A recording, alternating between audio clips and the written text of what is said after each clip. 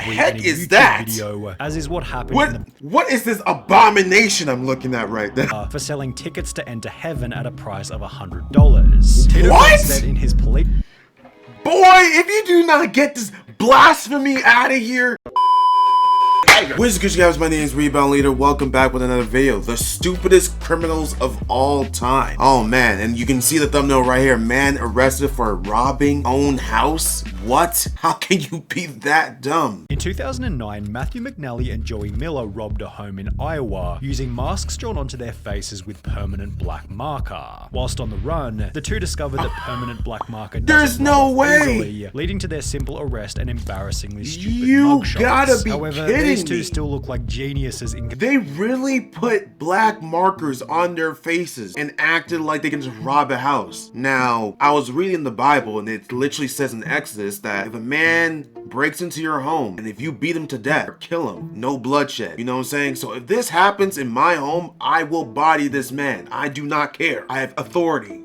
I'm justified. We discuss the stupidest criminals of all time. Take for example MacArthur Wheeler, who robbed two banks in broad daylight as he thought that pouring lemon juice on his face would make him invisible to cameras. When shown the bank's surveillance footage, Wheeler refused to believe that he was visible, stating to officers, "But I wore the juice," believing that as long as he didn't come near a heat source, he should have been completely Bro, this is a mental illness, bro. This gotta be invisible. Police concluded that Wheeler was not crazy or on drugs, just incredibly mistaken, with the lemon juice mistake eventually costing Wheeler a 24.5-year prison sentence. Nah, However, bro, that's if up we're the on devil. the topic of terrible disguises, then we can't go past Dennis Hawkins, delusion. whose disguise as an old lady wasn't much better. His sweater accompanied fake boobs, a full beard, and fittingly clown pants, with this insanely recognizable outfit helping police to catch Hawkins only an hour after the robbery. The police chief for the area stated, "He would get my nomination for dumbest criminal, I think. You still have his black facial hair with a blondish wig. Definitely different." Different is also a good way to describe Patrick McGuire's disguise. Bro, usually the media is the one that pushes out men to be wearing dresses and all this nonsense. This fool deliberately did it just so he can try to rob a convenience store or something. Like, what's going on here, man? Who robbed an Illinois convenience store while covering his face with a clear plastic bag. He was only able to obtain $60 from the robbery. However, due to his extensive criminal history, he was sentenced to 15 years in prison for the stunt, meaning that he had to spend 1 year in prison for every $4 stolen from the store. Talk about a bad return. Oh, that's Equally crazy. bad was Paul Sinclair's, who attempted to rob a bank in Florida by using his fingers curled up into a gun shape. The quote-unquote weapon was so non-threatening that the bank teller gave him only $120, after which he'd flee on foot before being caught by police only 10 minutes later.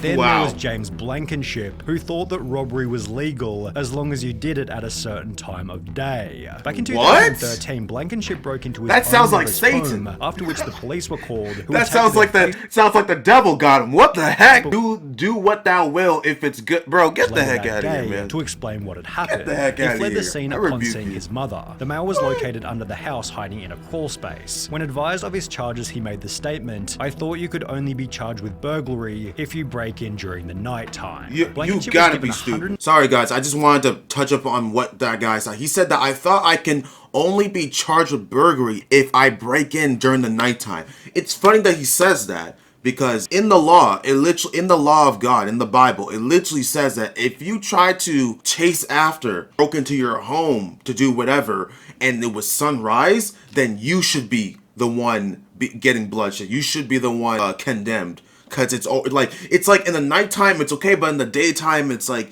it's kind of funny, it's kind of weird. 80 days in jail in order to pay a $100 fine. Yet this wasn't the only time when a person was dumb enough to think that a law didn't apply to them. Because when Reuben Pavin was caught stealing from a charity thrift shop in New Hampshire, he'd stated that he thought everything was free because of the name of the business, Finders Keepers. The sign did say Finders Keepers, so I took that DVD player, took it home, Pavin told the local TV station. A couple of weeks later, the stuff is still there on the porch. So I'm thinking to myself, finders keepers. They probably just put stuff out there for people to take. The business responded via Facebook stating, "This man who was caught on video is saying it is all a misunderstanding. He thought everything at our store was free. Is that really the best defense you could come up with?" After which Pavan reportedly turned in the stolen goods to police, holding that he's not a bad person or a bad dad. He's rather just unbelievably stupid. But was he as dumb as Derek Mosley? Oh boy, not a attempted to rob a store named Discount Gun Sales by using a baseball bat. When Mosley allegedly barged into Discount Gun Sales and smashed the display counter with his baseball bat, the store manager simply pulled out his own personal firearm and pointed it straight at the would-be robber, holding Mosley in the store until he was arrested and charged with first-degree robbery. A similar story then came out of Texas in July 2022 when a gun store was robbed at knife point, although this tale instead ended in a body bag as the robber was fatally shot by the store owner as he tried to exit with his loot. But what happens when you accidentally call 911 whilst committing a crime? Pocket dialing the police is probably a fairly common occurrence. However, for Carson Reinhardt and Nathan Teklemariam, it happened at the most unfortunate moment, like they're in their 20s. Specifically while they were breaking into a car. The alert dispatcher soon realized that the call was an accidental one, and moreover that the guys on the other end might be up to no good. For the next 35 minutes, the dispatcher stayed on the line, listening and gathering information, as Teklemariam and Reinhardt did the following. Discovered a car that they thought they could burglarize, discussed how to break into the car, allegedly broke into the car, exclaimed in delight over finding narcotics in the car, became confused as to how and why a police car was following them, and reacted in disbelief when the arresting officer revealed that they'd been on the line to 911 the entire time. Scott Simon found himself in a similar situation, although under much more severe circumstances. Whilst on trial for murder in 2015, Scott was successfully sentenced to life in prison, as 2 years prior he'd pocket dialed the police while admitting to a friend that he was the one who committed the crime. He had no idea he called 911, a sheriff's office spokeswoman told the Miami Herald. He basically told on himself, as did Albert Bailey, although in a much stupider way. That's crazy. That's crazy. In Fairfield, Connecticut, although rather than exercising the element of surprise, he'd call the bank prior to the robbery stating, "I want $100,000 in large bills and no die packs. I'll be sending someone into the bank to get the money. Don't call the police, we are monitoring the police scanner." Prior to making this phone call, Bailey had already served 7 years in prison for a previous bank robbery. However, this new plan was equally ineffective, as after arriving at the bank to collect his cash, Bailey was locked inside, arrested, and sentenced to another 9 years in prison. You're dumb! Although, if he wanted to avoid this time behind bars, who are he could have you? had a chat with Tito and Amanda Watts, who got arrested in Florida. Who are these people? Oh my goodness. Where do you find these people, bro? I'm behind bars. He could have had a chat with Tito and Amanda Watts, who got arrested in Florida for selling tickets to enter heaven at a price of $100. Tito said in his police... Boy, if you do not get this blasphemy out of here, if you don't get this heretics out of here, there's no way. There's no way you just said that. There's no way these people actually did that. They sold tickets of $100 bills to get to heaven. But we know there's only one way to get to heaven, bro, and it's through Jesus Christ and Jesus Christ alone. Thou shalt believe on him and him alone and you will be saved. What is going on here? It also says in the Bible that money is the root of all evil. And God absolutely hates it. And why the heck would these people think they can get away with the scam? Wow, crazy. For selling tickets to enter heaven at a price of $100. Tito Watts said in his police statement, "I don't care what the police say. The tickets are solid gold. And it was Jesus who gave them to me behind the KFC and said to sell them so I could get me some money to..." That was the devil. That was the devil talking. That was not Jesus talking to you behind the KFC. Why would Jesus talk to you behind the KFC? Are you sure it wasn't a homeless man? Are you sure it wasn't a druggie? Are you sure you weren't on drugs? Like, what's going on here? What?